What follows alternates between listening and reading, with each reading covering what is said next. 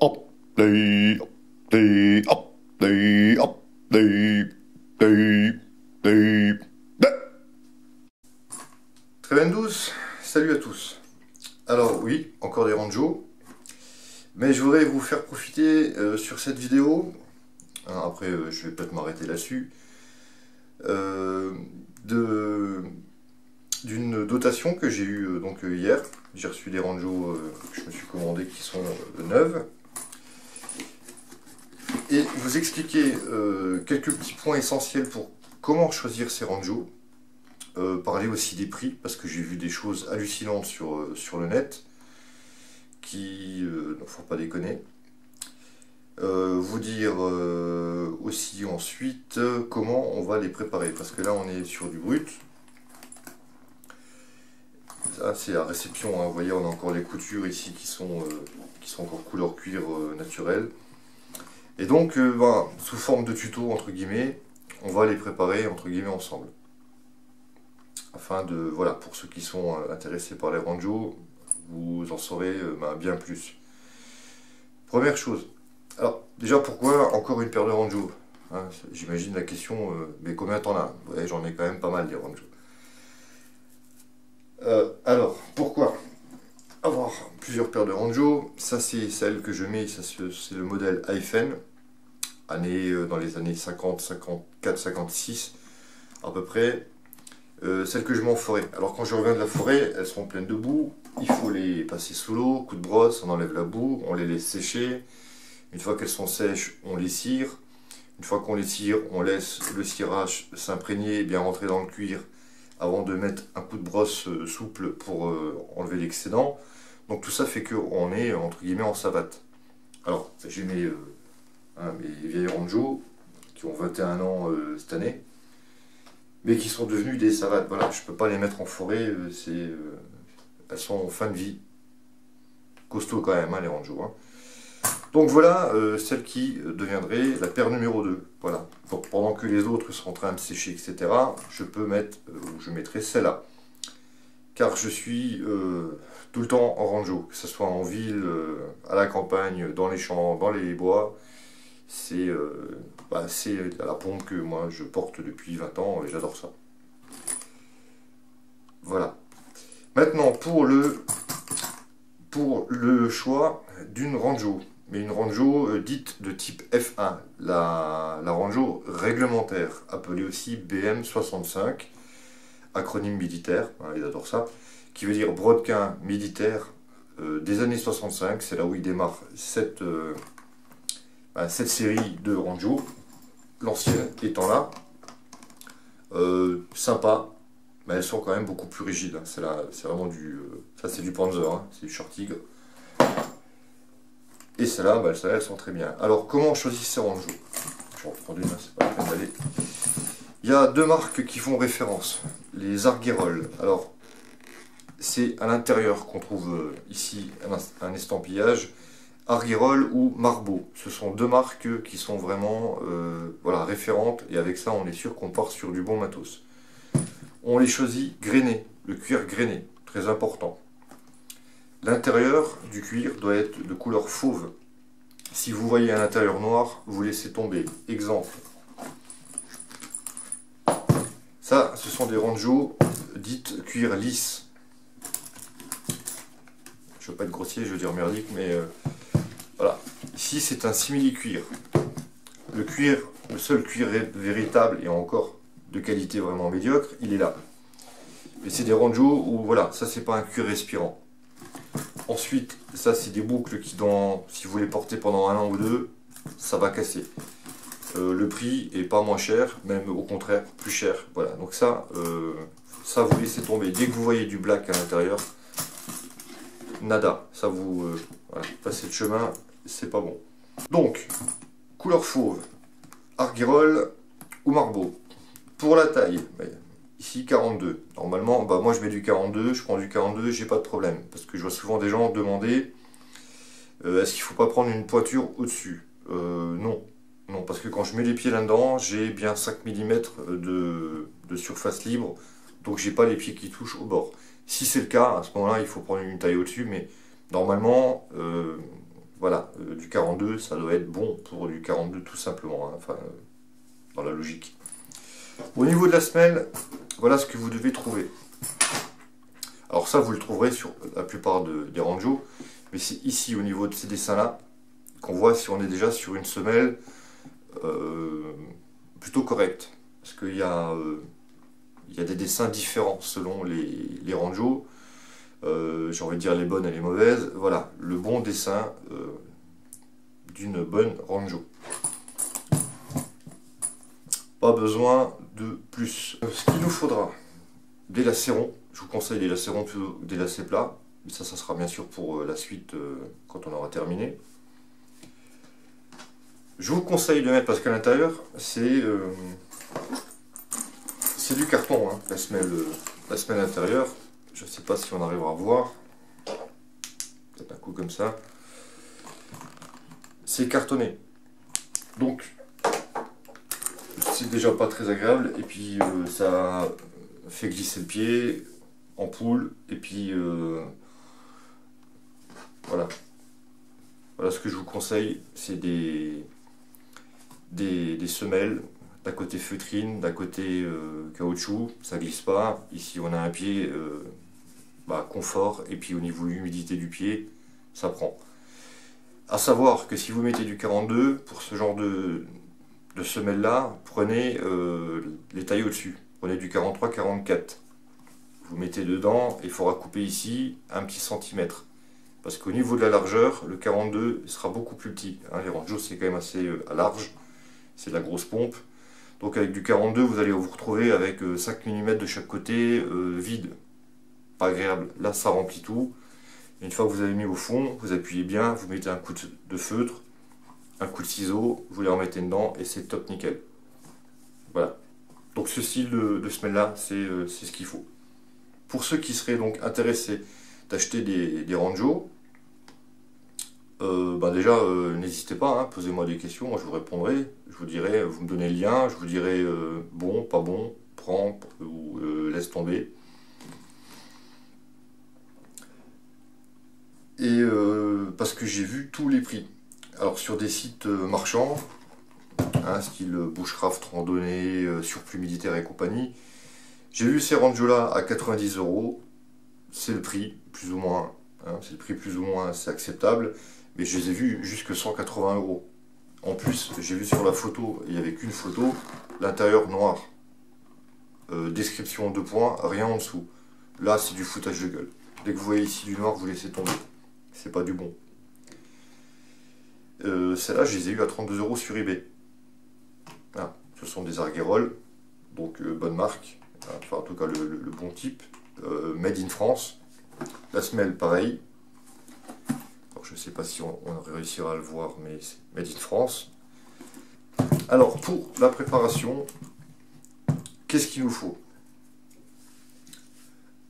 Un petit truc, alors il faudra que je retrouve son nom, d'une jeune femme qui avait un bon petit truc, et ça, je l'ai testé, ça marche bien.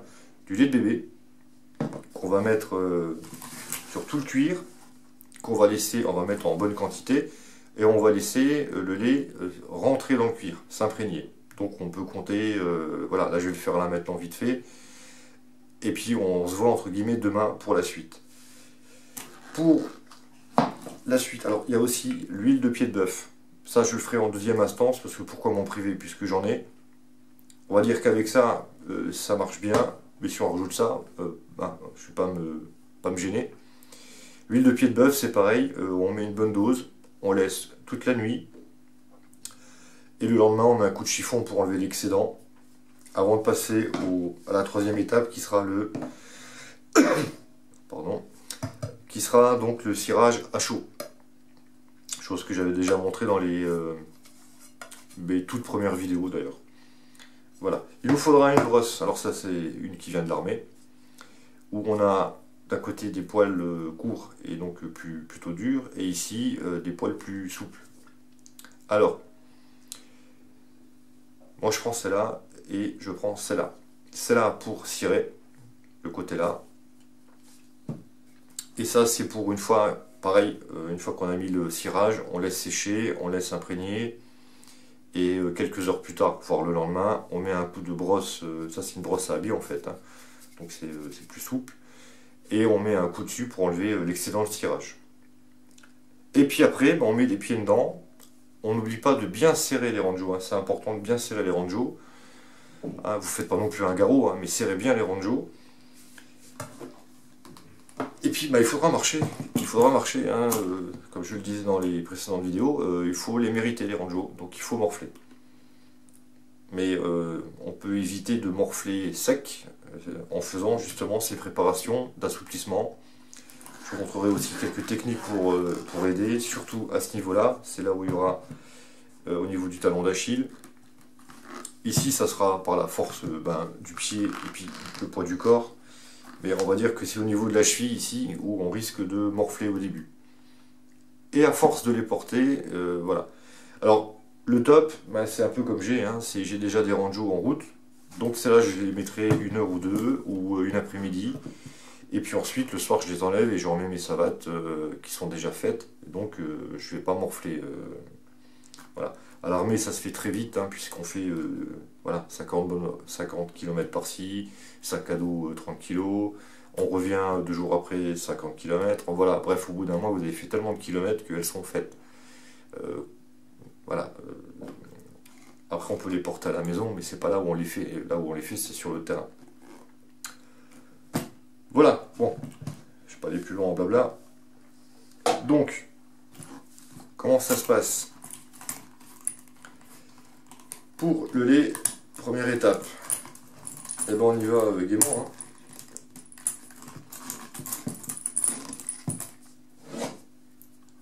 Allez, je dépose les armes. Pas besoin. Comment ça marche là? Hop, hop, hop. Hop, hop, hop. Voilà, vous voyez, on y va. C'est même plus être généreux, on y va patos quoi. Une dose. À l'intérieur aussi. Alors à l'intérieur, avec le lait de bébé, ouais. Avec l'huile de pied de bœuf, non, parce que c'est quand même plus gras. Là, on peut aussi, avec le lait de bébé, aller à l'intérieur, parce que un petit coup de chiffon le lendemain, et le lait partira, il n'y a pas de problème. Donc là, ici, là, un coup derrière, voilà. Vous voyez, on y va. Voilà. Et on va donc laisser nos ranjos comme ça jusque demain. En tout cas, au moins, je pense, une bonne douzaine d'heures. Et on va les retrouver, voilà, le lait va complètement disparaître. Ce qui va justement rentrer dans la matière, dans le cuir. Voilà. Bon, maintenant, on va attendre jusque demain et puis on se retrouve tout de suite. Rebonjour. Alors, nous voilà le lendemain, 24 heures plus tard. Il a fallu 3 heures à peu près pour la phase lait de bébé, pour que tout s'apprenne dedans. Donc ce qui m'a laissé le temps de faire 3 dosages. Tant qu'à faire, je disais bien, donc bien nourri. Le bébé à la police. Alors on met un petit coup de chiffon, juste pour enlever un petit peu ce qui reste, l'excédent, mais il n'y en a pas beaucoup. Voilà. Et on obtient déjà, ça se voit pas trop à la caméra, hein, mais on obtient déjà, au niveau des mains, une souplesse qu'on n'avait pas la veille. Ça c'est déjà un bon point. Ensuite on va passer à l'huile de pied de bœuf. Pareil, très bon pour le cuir, d'ailleurs c'est fait pour attendrir le cuir, hein, c'est sa fonction première. Voilà, c'est pareil, hein, c'est... Bon, on est un peu moins généreux, hein, parce qu'il n'en faut pas tant que ça. Mais pareil, moi j'y vais à la main. Hein. Je mets une petite bouchette. Hop, et on y va. Alors on sera moins patos, hein, là on peut bien étaler, étirer, voilà. Et c'est bien gras. On va jusqu'à l'intérieur au niveau de la semelle. Enfin, la languette. N'oublie pas, surtout pas la cheville. Ici pareil, alors attention pas que ça coule partout. Là, je reviens sur le talon, la partie sensible.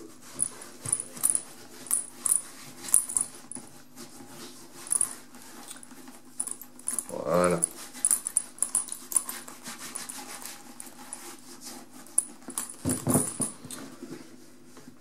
Et puis maintenant, on va laisser de la même façon tout ça rentrer dans la matière. Donc c'est parti pour 12 heures à 24 heures. Et puis on se retrouve de nouveau demain pour la suite des OP. Rebonjour à tous. Voilà donc la deuxième étape terminée. Hein, on voit que l'huile a encore assoupli le cuir. Hein, ça se voit, ça commence à se laisser faire. Là, bah, on fait comme on a fait tout à l'heure. On met un petit coup de chiffon.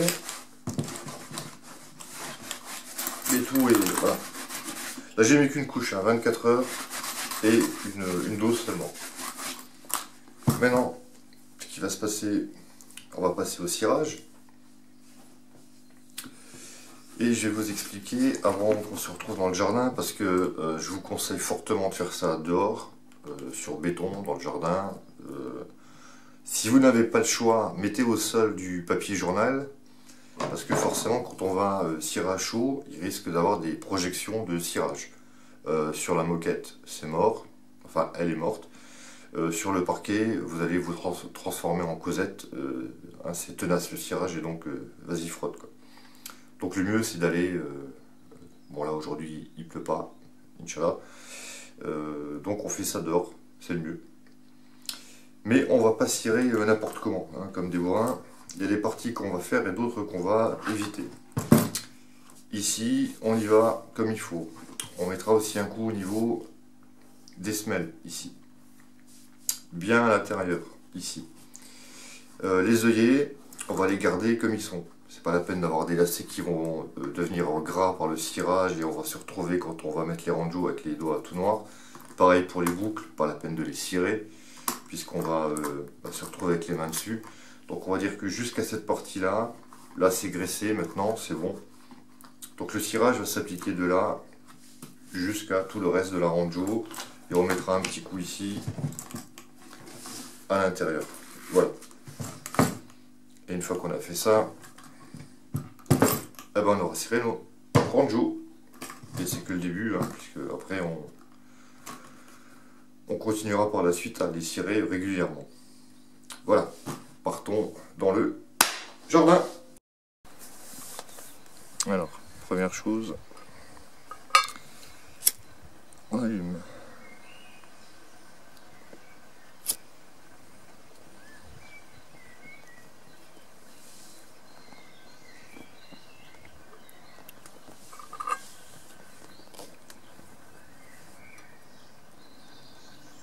On laisse tout prendre. On recouvre. Là, on a le cirage à chaud. Et c'est parti.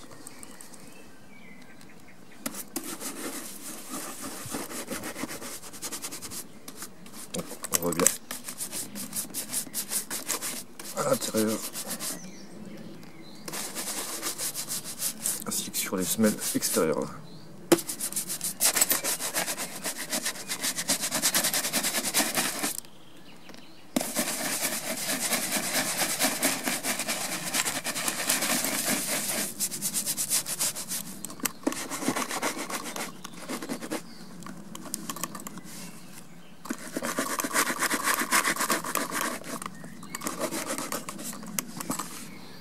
Hop. Quand ça suffit pas, ça refroidit, on remet une dose.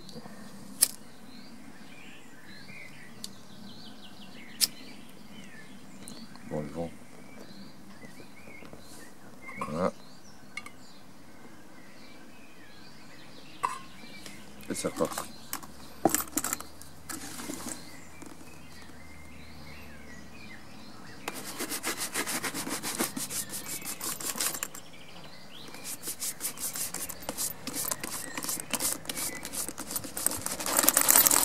on insiste bien sur la partie là.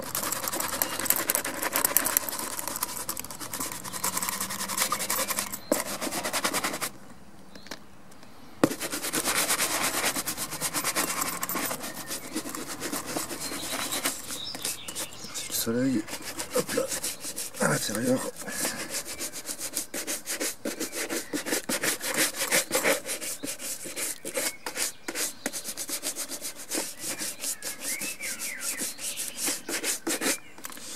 Et puis il y a une chose qu'il faut faire, c'est les coutures. On va les noircir. Alors certains prendraient la brosse à dents, pas besoin. Bon pareil, pas la peine d'aller jusque là.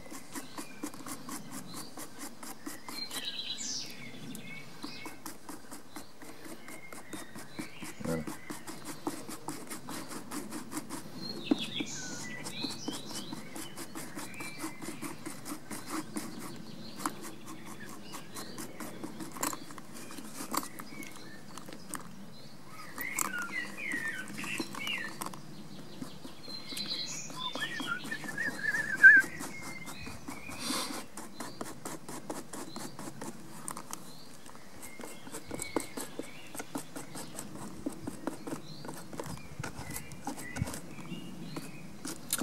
Voilà, voilà. Et bien voilà. Et maintenant, on laisse ça sécher, s'imprégner de nouveau. Alors, pour quelques heures. Voici donc maintenant 1 heure ou 2 après le cirage à chaud. Donc on peut y aller. Alors le mieux, alors petit conseil, pour tirer sa ronde comme il faut, la main comme ça pour le côté là, la main comme ça pour aller choper l'autre côté. Voilà, quand on cire ou quand on brosse, c'est le mieux. Ensuite, bah c'est parti. Et là on y va. Donc c'est brosse à billes qui sera bien sûr dédiée et ne sera plus dédiée qu'à ça au cirage. Parce que sinon votre pantalon bleu va devenir un peu noir. Donc là c'est frotti frotta.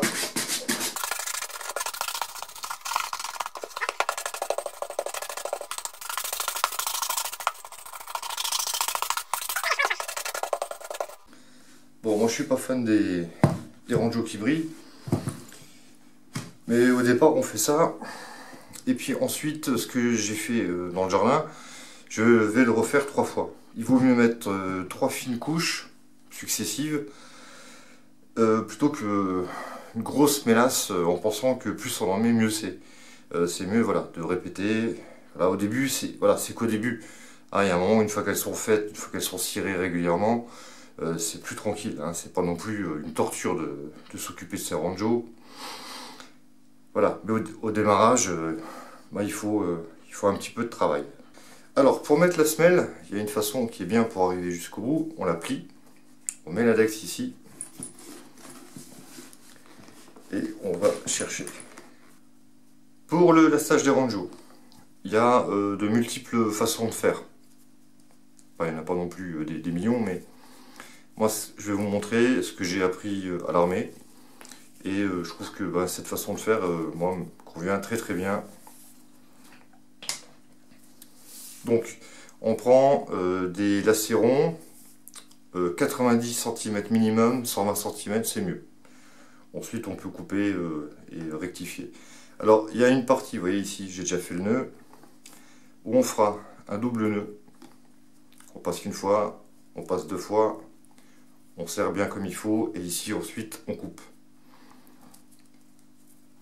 Ce qui nous donnera donc une petite boule. On part sur l'extérieur. Enfin, je veux dire l'œillet extérieur de la rangeau. Donc le côté gauche.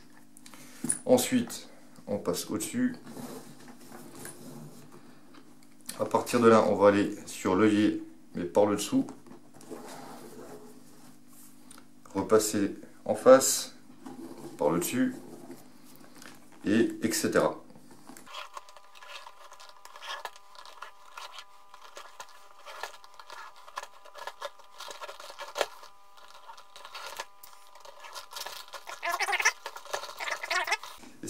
ça se passe. Parce que j'ai vu pas mal de gens faire leur lacet de ranjo comme sur des baskets. C'est-à-dire, on se retrouve avec deux flots. Et on fait une boule qui se retrouve ici, en plein centre. Et quand on referme la languette, on se retrouve donc avec la boule en dessous qui appuie sur la cheville, ou non, sur le tibia, pardon. C'est pas l'idéal. Et puis ça doit pas être très agréable non plus. Donc une fois qu'on arrive là, on prend par le dessous. Là, on tourne. Et arrivé ici, on coince. Une fois qu'on referme ensuite sa ranjo, ça ne bougera plus. Voilà. Et au lieu d'avoir donc une épaisseur ici du flot sur le tibia, c'est à l'extérieur. Donc ça gêne en rien. Et ça tient très bien, hein, ça bouge plus une fois que c'est serré. Voilà. Ça c'est, on va dire, à la verdunoise. Je sais que voilà, vous pouvez regarder sur internet. Vous tapez sur un moteur de recherche lassage Rangers et vous verrez, il y en a de différents types. Il y en a, voilà, après c'est à vous de voir. Moi j'aime bien celui-là. Oui, encore une chose avant de me sauver, j'essaie de faire court mais on n'y arrive jamais. Pour préparer ces ranjos, au niveau de la souplesse, une fois que voilà, on les ferme, voilà, un bout par-ci, un coup de bout par-là. Je répète, le mieux, ça sera déporté, mais il y a des petits trucs qui peuvent aider. Voilà. On va, surtout ici, une fois qu'elles sont voilà, bien serrées, lacées, fermées ici, tourner afin d'assouplir cette partie sensible, hein, comme je vous disais, la cheville. Vas-y, laisse-moi pas être tranquille. Là. Voilà, comme ça.